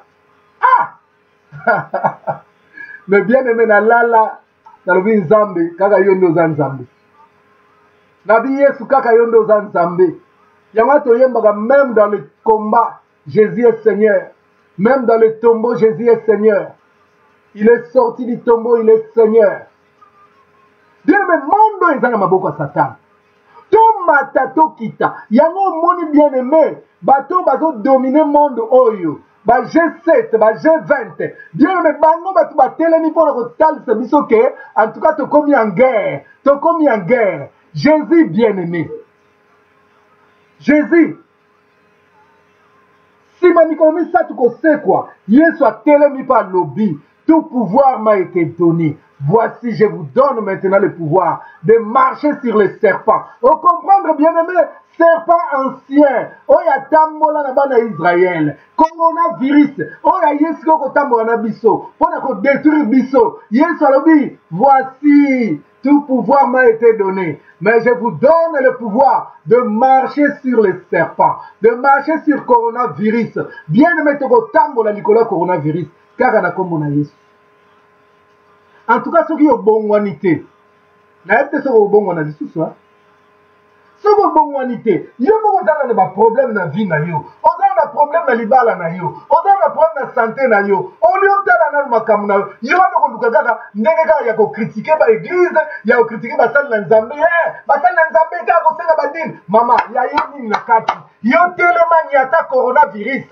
Makamu ya batu musu etali yo te. Yo telema na nobebisa misala ya coronavirus kata libota na yo. Ozomona toza na distraction. Toza na distraction. Oza la distraction bien-aimé. Oza tango la distraction ti. Yango même mokili elobi. Bo vanda na ndako. Bo tia na se. Bo bima na distraction. Bo bunda bitumba. Bo bitumba za makasi. Bitumba za kusakana te. Bien-aimé. Kotala makamba batute. Na yo pe mutozozo atana yo tala ka bato bazo finga na entre bango na Facebook. Bien-aimé nazo kamwa yo. Balobi l'heure est grave, l'heure est grave. Tango l'heure ezalaka grave, bien-aimé balekisaka makambo na distraction te. Balekisaka makambo na distraction te. Eh, oteli nanyo ndenge fingi nanyo ya. Oteli nanyo bien-aimé na l'heure wana. Bible dit, votre ennemi rôde. Coronavirus eza korode. Eza korode bien-aimé. Eza korode. Si na Congo tant nazotala nombre de morts. Chaque jour babenga nga na Congo pour na koyebisa ngai. Na yebite soki oza se rendre compte. Ndenge nini yo kozala solo boye. nini bien aimé koza na zololo boye oni otala nanu babi tia na se otala no libota na yo otala na yo zolanda mutu azofingaka batu tala nombre de vie ya batu tala na mutu oyo bien aimé azomema mno na distraction lero na corona ye wana azomata corona azosala yango bien aimé na minute oyo nalingi nga na otozwa mwa ntango kobondela moke bien aimé oh bien aimé mama papa mibongisa tolekala kobondela corona nini ya koti na vie na yo bien aimé oyebi ke diable c'est un profiteur hein? Ntango azoyoka ke oh corona bien aimé nyonso motu nyonso azokufa mikolo kaka corona donc bandoki bacomprendre ke atomema bango na système ya corona eza ndenge mpe basalaka ntango ya sida ntango mpe sida bien aimé bimaka yaka makasi maladi nyonso moto akomaki kokufela laika sida mais nzoka nde mingi ezozala mpe sida te mais bien aimé diable azochange crime na ye na corona yango nalingi yoza na distraction te nalingi yoza na distraction te bien aimé puisque l'air est grave oyo namoni bato mosuku tasambelaka te aliye paster ngai en tout cas mikolo oyo en tout cas ya mikolo ya gt ngai na okota badistraction te mpo corona ya solo ezoboma mais ye asambelaka te mais bien aimé mutu na ye esali mutu na yo mpe esala mwana na nzambe mutu na yo mpe esala mwana na etumba mutu na yo esala corona c'est une réalité corona azomema bato bien aimé ndenge mamali apesaki biso verset la mort est entrée par vos fenêtres. Corona continue à fenêtre bien aimé. Tozoye bate mutu wala ki na ye bien, wala lo na tongo akufaki na butu. Oh akufaki boy. Pe bien aimé bazombe mabatu mbaru manko kunda. Tozoye bate, toko sala compte kaka sima ya kufa. Sima bien aimé ya corona de tokoye ba ko sala compte. Batu boni bakufi bien aimé. Oh exactement yo mondimi obeta tolo. Exactement pasteur abeta tolo te. Exactement yo mwana nzambe ofinga mutu mupagano boye te bien aimé exactement oyo mutu na mutu azonga epai na nzambe alobela nzambe merci nzambe jusque là soki naza na bomo eza kaka grâce na yo bato oyo bakufi nzambe naleki bango na eloko te tongola mongongo bien aimé banda kobondela banda koyebisa nzambe opesa ye merci oyebisa nzambe matondo nkolo oyo bakufi na corona nzambe nga naleki bango na eloko te nzambe merci oyo nde obatelinga merci nkolo oyo nde mopesi na pema merci nkolo oyo nde obatelaka bible elobi l'ange de Dieu campe tout autour de ceux qui craignent Dieu et les arrache du danger nzambe kaka yo nde oza koarrache nga na danger oza koarrache mwasi mpe bana na nga na danger oza koarrache libota na nga na danger yango napamboli yo nkolo yango na netoli yo mokonzi nalobi oza malamu kumisama yesu netolama papa libanga na ntalo merci nkolo ntango bakonzi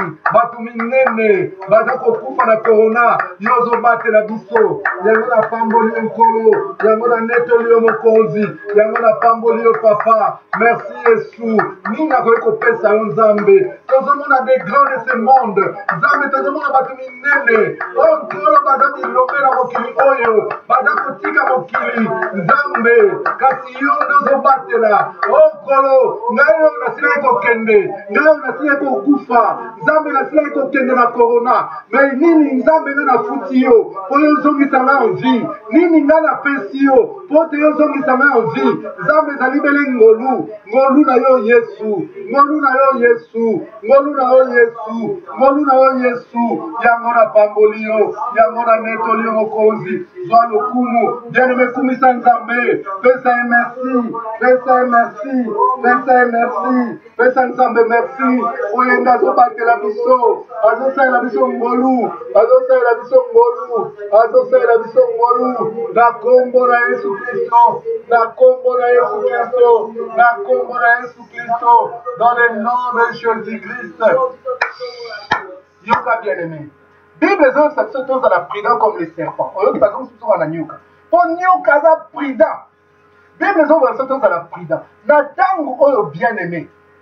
Oyo nyoka babengi coronavirus akosala makambo na ye diable azomema biso na badistraction ya ndenge na ndenge nalingi yo nanga tokende kobondela epai na nzambe koyebisa nzambe aepargne biso na badistraction nyonso kobengana mpe kobebisa molimo nyonso ya distraction ntango baninga baza koluka kokota bagene koprie bien aime yo bazoyelo makambo batongaki yo boye balobaki boye molimo nyonso ya distraction ozobanda kobengana yango kobebisa yango na kombo na yesu kristo bondeli bien aime na kombo na yesu kristo nazobengana molimo nyonso ya distraction likolo ya vi na nga likolo ya bana na nga likolo ya libala na nga nazobengana molimo ya distraction oyo ekopesa monguna nzela po ayeba koya kokota po adétruire na vi na biso na yango na kombo na yesu na bebisi molimo nyonso ya distraction ebeba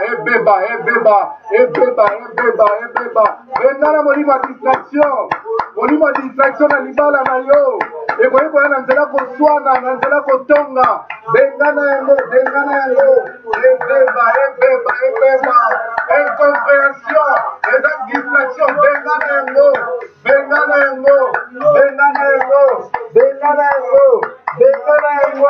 bengana yango na kombo na yesu kristo na bebisi nyonso ebeba molimo ya distraction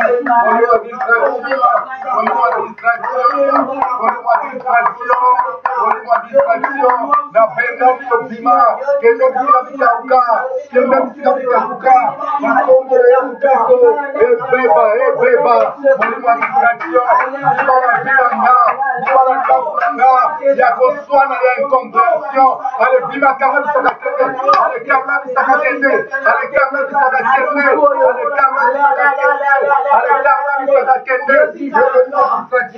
ya incompréhension ya koswana ya manque de politesse nazobenga na yo bima kende au nom de Jésus-Christ nazobenga na yo bima libere binanga molimo ya distraction na kombo na Yesu Kristo bien-aimé ozobondela distraction eyaka mpe mingi kaka na nzela ya bato bien-aimé diable akoki kotindela mutu même na nzela ya telefone abetela masolo ekobetisa motema na yo olie ose concentre na makambo ya korona oyo bien-aimé diable akoki kotindela yo mutu aya kobetela masolo ya mobali na yo masolo ya ndeko na yo masolo ya boye na yango na minute oyo bien-aimé tozobelela moto na nzambe ezikisa mutu nyonso akoluka aya komemela biso distraction na nzela libala na nzela ndako na nzela bana na nzela mosala bien-aimé mutu nyonso aza voya ya diable akoya na distraction moto na nzambe ekofondre na kombo na yesu dans le nom de Jésus-Christ nazobelela moto na nzambe ezikisa etumba mutu nyonso empire du diable nyonso oyo akoyelanga songisongi oyo akomemelanga distraction nabeli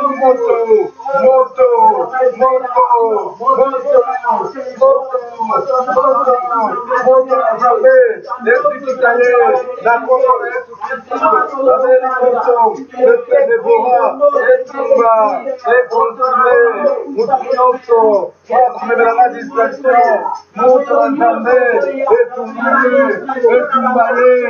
etumbaye, la kombo na Yesu Kristo, dans le nom de Jésus,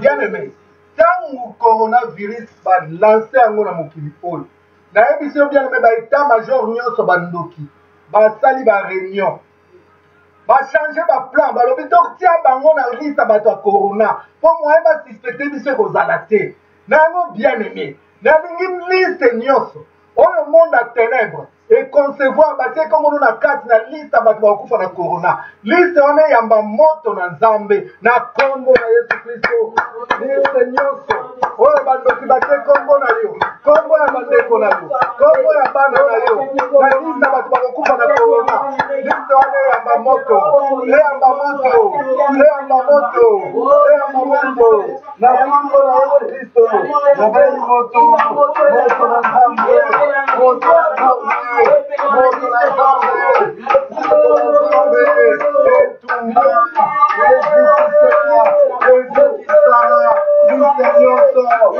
depuis les ténèbres, on a détruit au nom de Jésus, au nom de Jésus-Christ, avec moto la Zambé, fire, moto la Zambé, moto la Zambé, moto la Zambé, on a continué, on a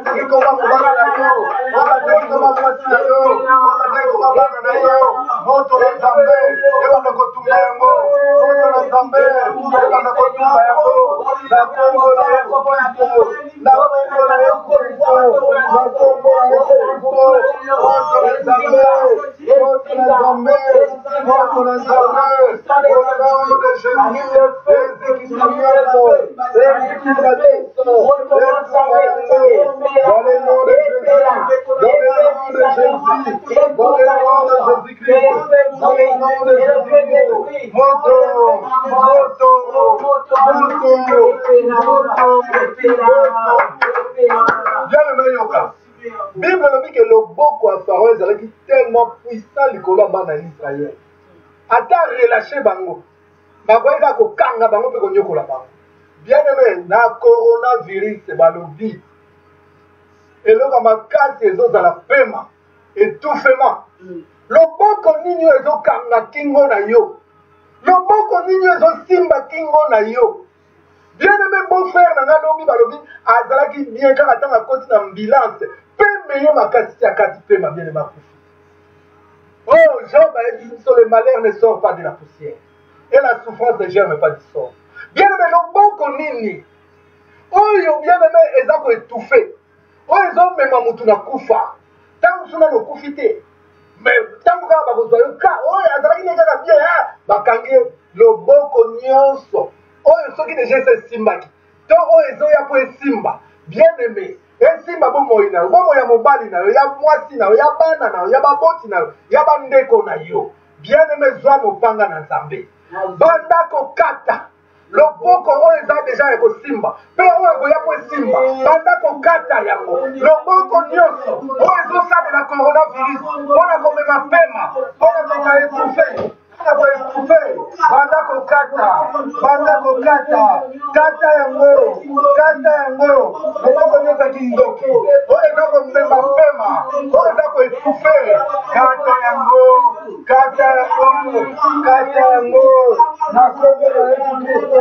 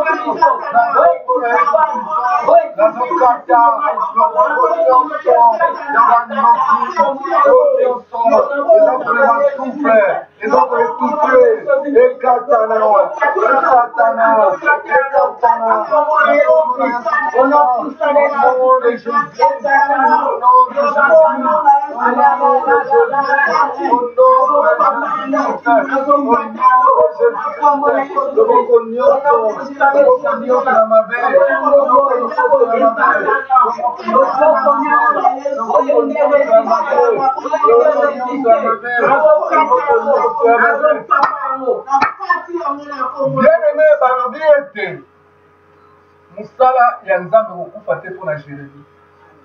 Toboma Jérémie mpe musala ekokontinue. Bien-aimé, ebele bazoluka baboma yo, baboma mobali na yo, baboma mwasi na yo, baboma baboti na yo, baboma bana na yo. Oh bien-aimé, Jérémie alobi nzambe tala bolamu nga nasalelaki bango. Eske bolamu kozongisama na mabe oyo batimolaki lokola libulu nzambe bango moko basila. Bien-aimé, na miniti oyo banda koprécipite baoyo nyonso bazoluka mutu na yo, oyo bazoluka mutu ya bana na yo, ya mobali na yo, ya fami na yo. Bien-aimé, bazwa esika na bango moko batimolaki na kombo na Yesu Kristo. Bango moko bazula, bango moko bazula, bango moko bazula, bango moko bazula, bazula na mabuku na bango, bazula na mabuku na bango, na kombo na Yesu Kristo.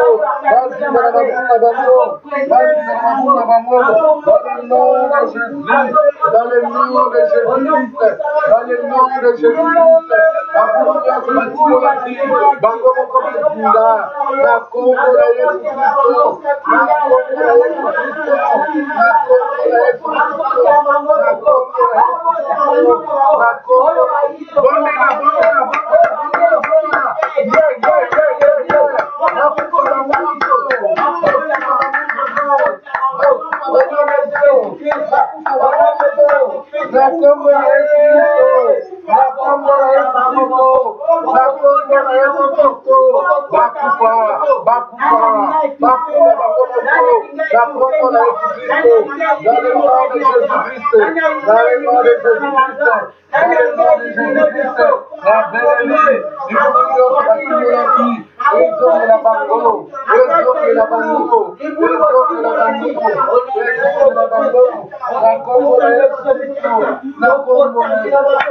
bien-aimé, yoka bien-aimé, bake kosala plan, bake kosala complot bien-aimé.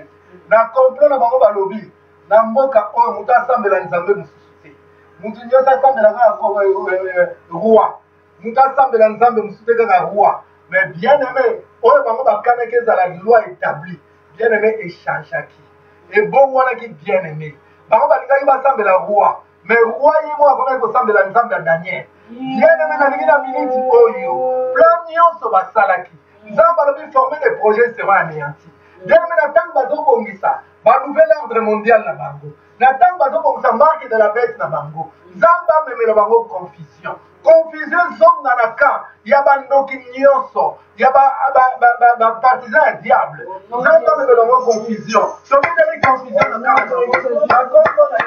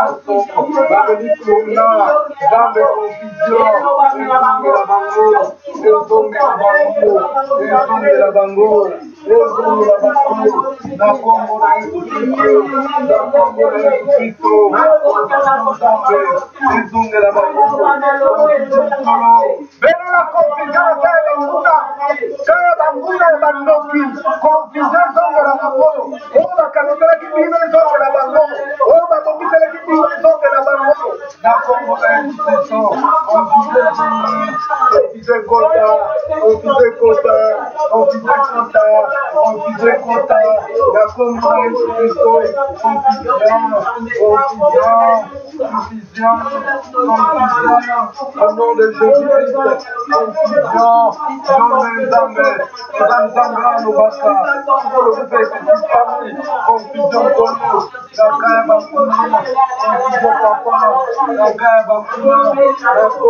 confusion, bien aimé, tant que tu comprendre, bien aimé, ma cambo, et autres salles de coronavirus, ma réunion, et autres salles de boutou, bien aimé. Et dans la Sarkozy, et dans la François Hollande. Vous voyez que bien aimé, Macron a consulté François Hollande, a consulté Sarkozy. Bien aimé, ma conjoint, tout le temps, on va dire Koutana. Là, un document de ténèbres, on va dire Koutana. Yo kanga bien aimé. N'y bonge salima. La tango wane bongi ke bango nzamba confondre bango. Poto moni bien aimé. Monde à ténèbres mobimba esanganaki. Bien aimé basanganaki bango nyonso bango après ça Philistins nyonso basanganaki. Mais Daniel a sengaki confusion zonge na bango. Bien aimé confusion zonge la ki bango. Tous les princes des ténèbres bakufa ki bien aimé. Soki kozala ba G7, ba G20, bango nyonso bakufa na ba réunion na bango bakosala. Nzamba asala na lolenge na bien aimé. Tobeleli nzamba me bango na confusion. Na kombo na Yesu Kristo. Nzamba ezali confusion.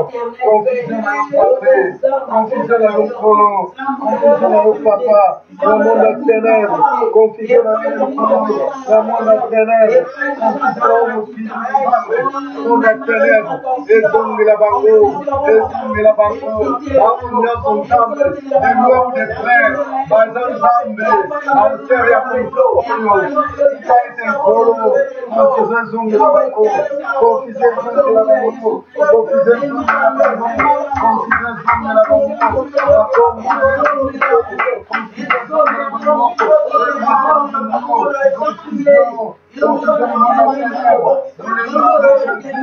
dans le nom de Jésus, dans le nom de Jésus, dans le nom de Jésus, dans le nom de Jésus.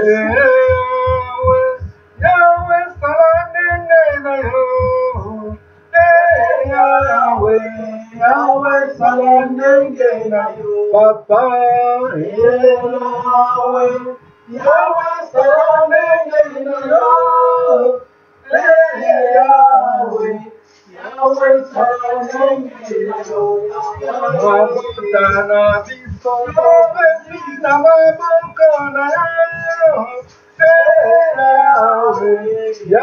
Salanenge na yo papa.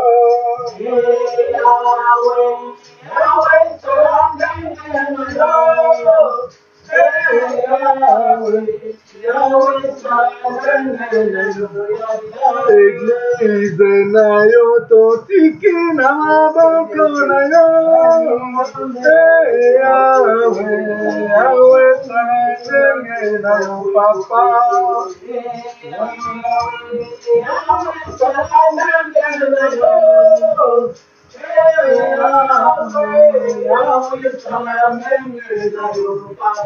Mabota na biso tokabina maboko na yo.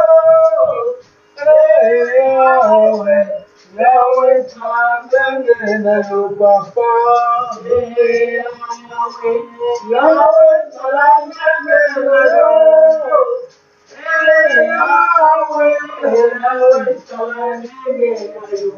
Bien aimé, Bible dit, bakobeta mobateli mpate mpe bampate bakokanta. Yango na minute oyo bien aimé pense na eza na basali na nzambe nyonso oyo na minute oyo bien aimé bazobundisama na coronavirus. Tozoyebisa nzambe akanisa bango, akanisa mosala apesa bango, nzambe abikisa bango. Tozoyebisa nzambe soki ezaka mpona boyengebe moto moko na se ya moi oyo akoki kovivre azali te. Alors nzambe atalisa ngolu na ye likolo ya basali na ye nyonso bipai nyonso bazwami, nzambe abikisa bango na coronavirus tosambeli.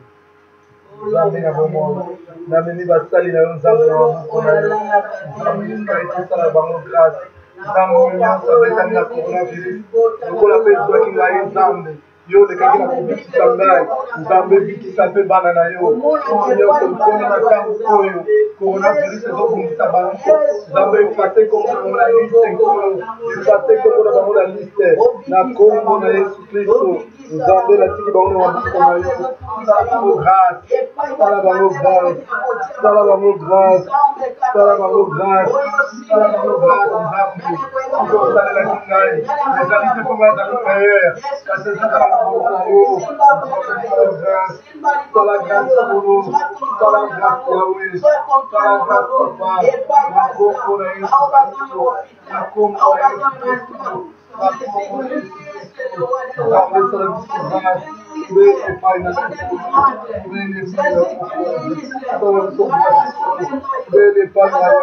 kaka yo mpola kaka yo mosepisaka nzambe mpona étendre Jésus ta main n'est pas pour te sauver ta main n'est pas pour te sauver ta main n'est pas pour guérir Seigneur guéris ton peuple guéris tes enfants Seigneur guéris tes enfants Jésus guéris tes enfants Yahweh guéris tes enfants Père de gloire guéris tes enfants bien aimé tozobondela eza basituation moko inédite oyo ke église ezalaka lisusu te na monde entier église bien aimé esambelaka lisusu te na monde entier diable azosepela puisque diable ayebiki ntango bato bazokutana bazosangana force moko ezali yango tozoyebisa nzambe apréserve église na ye nzambe abatela église na ye église ezalaka puissant na kati ya situation oyo neti bapierre babimaki puissant ntango bazali na kati ya confinement nzambe mpe abimisa église na ye puissant na kati ya situation oyo na kombo na yesu nzambe tomene église na yo na loboko na yo nzambe monguna azosepela ete nkolo bana oyo baza kosangana lisusu te et pourtant la Bible nous dit il est merveilleux agréable entre le bien-aimé de demeurer ensemble et c'est là où tu déverses les bénédictions nango nzambe esala biso grâce nzambe ete église na yo nkolo au lieu d'affaiblir ekoma lisusu puissant ekoma lisusu makasi ekoma lisusu nguya na kombo na yesu kristo nzambe église ekoma puissant ekoma renforcé na kombo na yesu kristo sala biso grâce tobeyele epai na yo nzambe ozali nzambe ozali nzambe ozali nzambe oyo lobaki sala yango na kombo na yesu sala yango olobaki sala yango na kombo na yesu sala yango olobaki sala yango na kombo na yesu tobeteli nzambe maboko bravo jésus bravo bravo bravo bravo bravo jésus-christ bravo bravo bravo bravo bien-aimé nzambe apangola bino lisusu ezalaki wana ya bino frère na bino miko bachika bien-aimé nakoti na terrain vraiment bien essoufflé nakanisi ke plus ke na kozonga na terrain plus ke nzoto kozonga mpe bien plus ke mpe tokobeta satana makasi nzambe apambola bino tozokoba bien-aimé na likambo oyo ya guerre contre les esprits tozokoba bien-aimé na kodétruire misala nyonso ya serpent tozokoba na kobebisa coronavirus tozokoba bien-aimé na kolelela nzambe asala biso mpe mabota na biso ngolu nzambe apambola bino je pense tout à l'heure awa toza na mamali tokozala biso nyonso mbaki na kosala effort nazala bien-aimé puisque l'heure est tellement grave nzambe apambola basali na ye nyonso bazalaki na biso nzambe apambola anikatai d'ici de Londres Rogeline Badibanga Delige Lwendu Matondo Bidishe Micheline Lemissa Joséphine Charlotte Mata Engai MJ Tamundalai Catherine Almeida Liliane Kelokelo, mes condoléances. Sophie Kemoko, Michou Motuta, Béatrice Mudika, Aboniki Belemoena Tanganyé Tizate, Bible, Winnie Cassandra, Lydie Bizoboy, vous a tellement aimé, Zamba Monabinyoso, Sabi Grasse, Christelle avec un K, Elise Yakini, Solanga Washington, Okwabo, Zamba Pambolayo, Zamba Pambola Patience Kuba, Nanasi, Elsa La Fleur, Tatiana Mboyo Mpela, Nassi Filana Adèle Mayele, Zamba Pambola Binonyosa, c'était votre frère, les ressuscités, Naïm les ressuscités, Nico Bachika, les guéris. À bientôt. Bye bye.